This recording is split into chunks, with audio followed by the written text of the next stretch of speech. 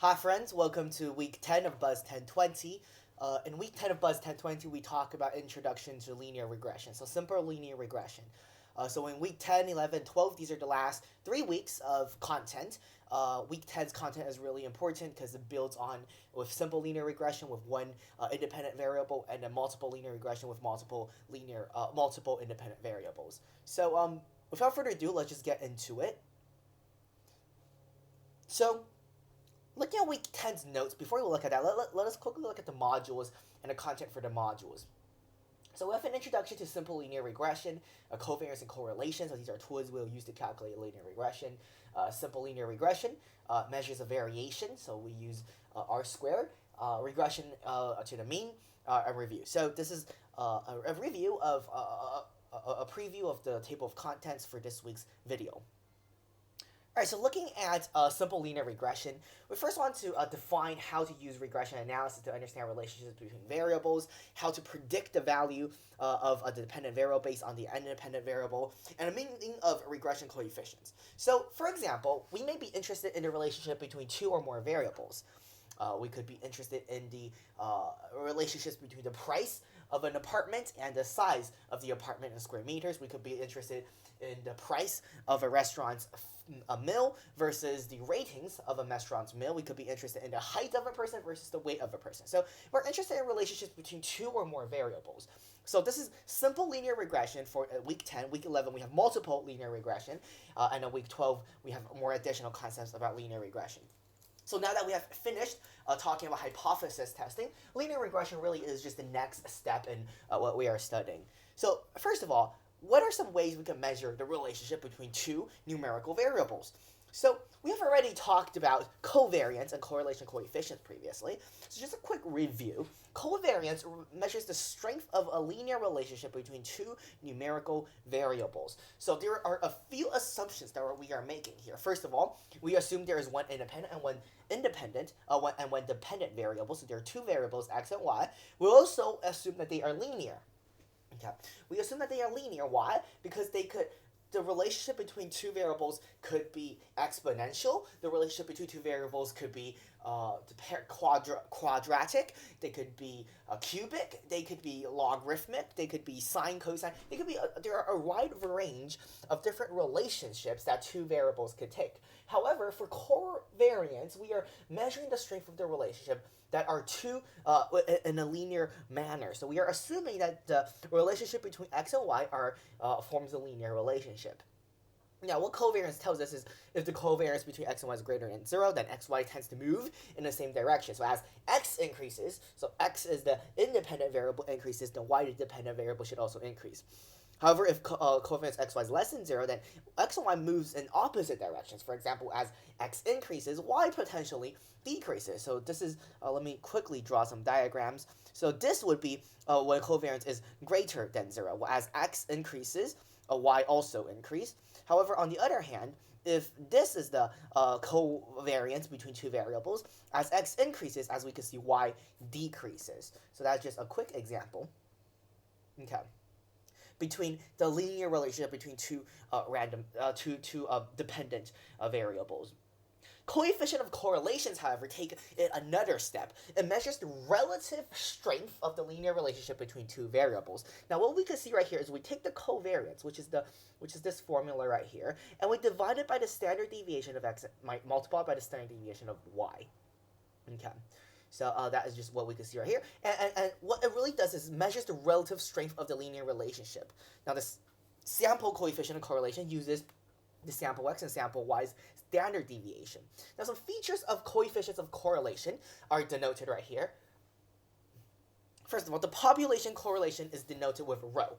So once again, this is in line with the tradition that population factors or population parameters are denoted with Greek letters, whereas sample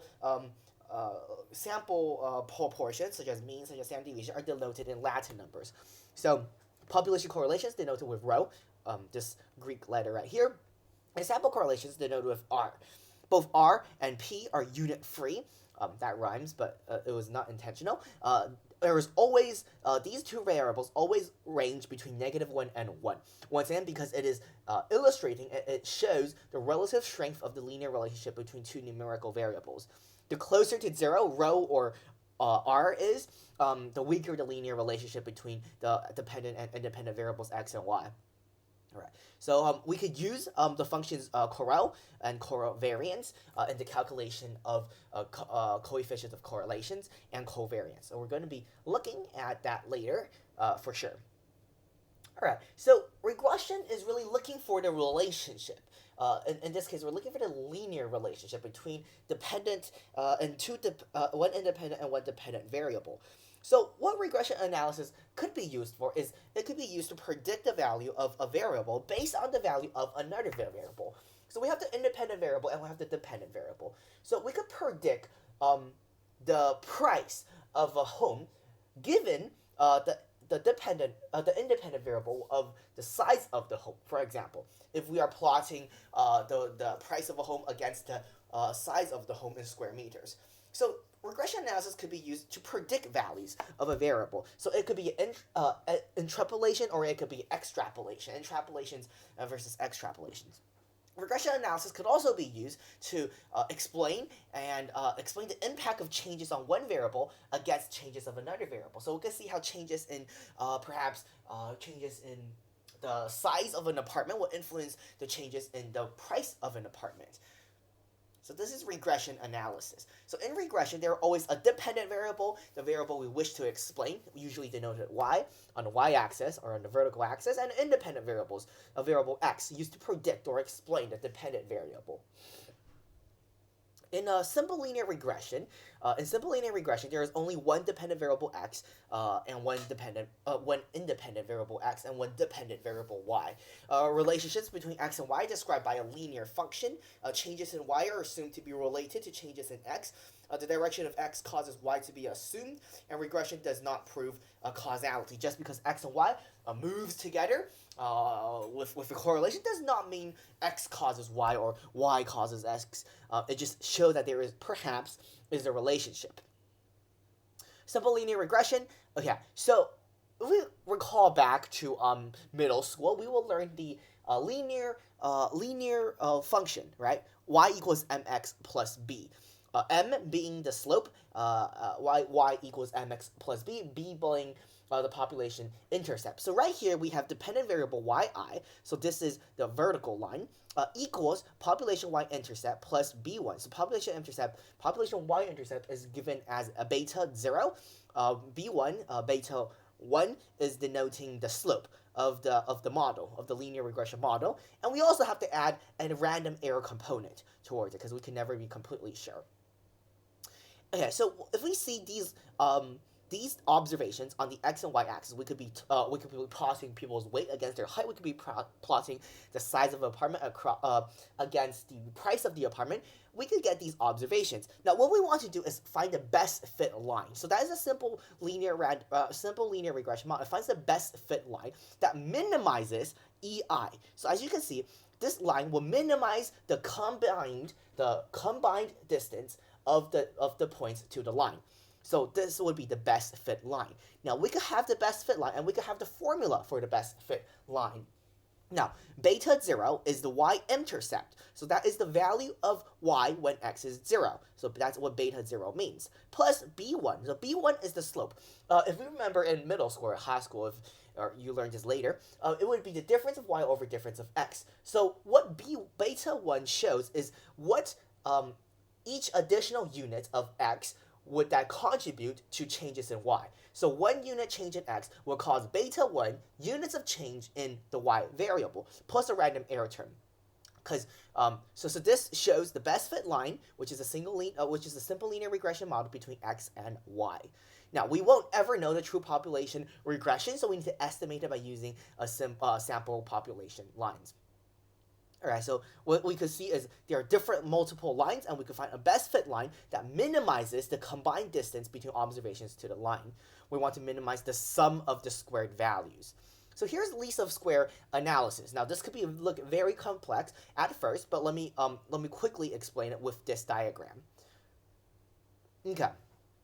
So SSE and SSR. If we have an observation right here, and this is our best fit line regression model, what we can see right here is there is a portion of the y distance that is not explained by our model. There is also a portion of the difference in y that is explained by our model. So SSE refers to the portion of observational distance between the observation and our best fit line that is not explained by our linear regression model, whereas SSR refers to the portion of the difference of the observation to the regression line that is explained by the difference between the y-intercept. We want to minimize SSE to the relation of SSR because the smaller the SSE, the better the best fit line fits the population observation. Okay, now that we have that understanding, let us come back to what I was talking about. So, the least of square analysis will want to minimize the individual distance each observation has, or the collective distance. The least of square analysis wants to minimize the collective distance squared, because there could be negative numbers, squared between each observation and the best fit line. So that's what the least of square analysis is trying to do. Now, scatter plot, once again, is shows the relationship between two variables. Correlation, these are just some definition. Correlation analysis is used to measure the strength of a linear relationship between two variables. A regression analysis is used to predict and explain, so we have talked about that already. Okay, using Excel.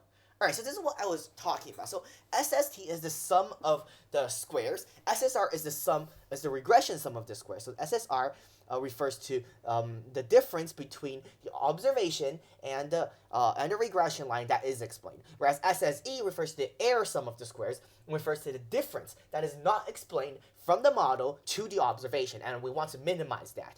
And if we divide SSR by SST, we will get R squared. So this is the coefficient of determination R squared. The bigger the R squared, the better our best fit line represents a linear relationship in our analysis data. The smaller the R squared, the smaller or the worse our model is actually linear. So the coefficient of determination, or R squared, is the proportion of total variation in Y that is explained by the variation in X. The coefficient of determination is also called the R squared and is denoted as such. Later, we're going to look at an Excel example, and we do not need to actually know these formulas. However, it could be quite helpful. Coefficient of determination, so R squared is equal to SSR by SST. We talked about that. All right, so that is the end of week 11's notes. Now, let us go to Excel. I do really want to show you how convenient, all right, just how ridiculously convenient Excel is. So what we want to do, all right, so I think this here right here, what is it? Zagat publishes restaurant ratings in various locations in the U.S. Restaurant contains, all right, so what this says right here is, on the G column, okay, on the G column, we have reviews between food, decor, and services, okay? So the combined rating of food, decor, and services versus the cost. Now, a few things we could do right here. Let us isolate these factors. First, let's Control C. Let us open a new tab and Control V. All right, and we could delete this. So I don't want you, don't want you, don't want these. All right. Oopsie daisies. Oopsie daisies. That is not what I want. All right. Anyways, okay. So as we can see right here, we have combined information, and then we have cost. The first thing we could do is we could do a scattered plot. So very simply, we highlight these two columns, insert scattered plot, scatter plot. So just looking at the scattered plot, we could sort of make out a relationship between the combined ratings of a restaurant versus the price of a restaurant. What do we see here? We see a slight, or depending on how you want to define it, we see a positive correlation for sure. As X increases, Y also increases. So the next thing we want to do is perhaps see how strong the relationship is, and we could also determine the formula for this for the best fit line that would fit this set of data. Now, looking at this, what we could also see is that we could also see that there is, first of all, it's a positive relationship. As x increases, y increases. However, it is not a perfect positive relationship because, once again, there are differences. There are scatters and there are SSR and SSEs. Now, what we want to do is we go to data, whatever you want to say, data analysis, and then you come down to regression, you click OK. Alright, so the y and the x's. So first of all, the y is the dependent variable. Let us have cost as y, and then we have the combined rating x as the combined rating of the restaurants x as the x input, and we put it at a new worksheet. Alright, what we will get right here is this. First of all, there is a lot of information to take in. Let's just go one by one. So as we talk about R squared talks about how good does the linear line fit our regression. So it fits by 54.58%. So that's pretty good. That shows there is a relationship. There is degrees of freedom, residual. So that is K, this is R. And we talk about SSR, SSE, and SST. So this right here is SSR, this right here is SSE, and this is SST. Now, we could also get the y equals mx plus b. We could also get the y hat equals beta 0 plus beta 1 x plus the error term. So what we will get is y, or equal, so the price would be equal to, so this is beta 1, and this is beta 2. Beta 0 and beta 1. So this is the y-intercept. Well, and let us interpret what y-intercept means. That means if the restaurant has a combined rating of 0, then the cost of each meal is expected to be negative $46.77. However, this is a model, and 0 ratings is an extrapolation of our data. Therefore, it perhaps isn't the best measure because it wouldn't make sense if we have to pay money to get a meal. On the other hand, the x variable for coefficient, this refers to the slope of our linear regression line, 1.4962, blah, blah, blah. So what this says is each 1 unit increase in the x variable, which in this case would be the restaurant rating, we will be expected to pay around $1.5 extra for each unit increase in the meal, in the restaurant rating. Of course, we have other statistics such as the probability value, such as the confidence intervals. However, these are just the most important concepts that y'all have to know. All right. So I think I pretty much summed up most of the content for week 10 of BUSS1020. I hope you took something away from it. I hope you learned something, and I'll see y'all next time. Without further ado, take care and goodbye.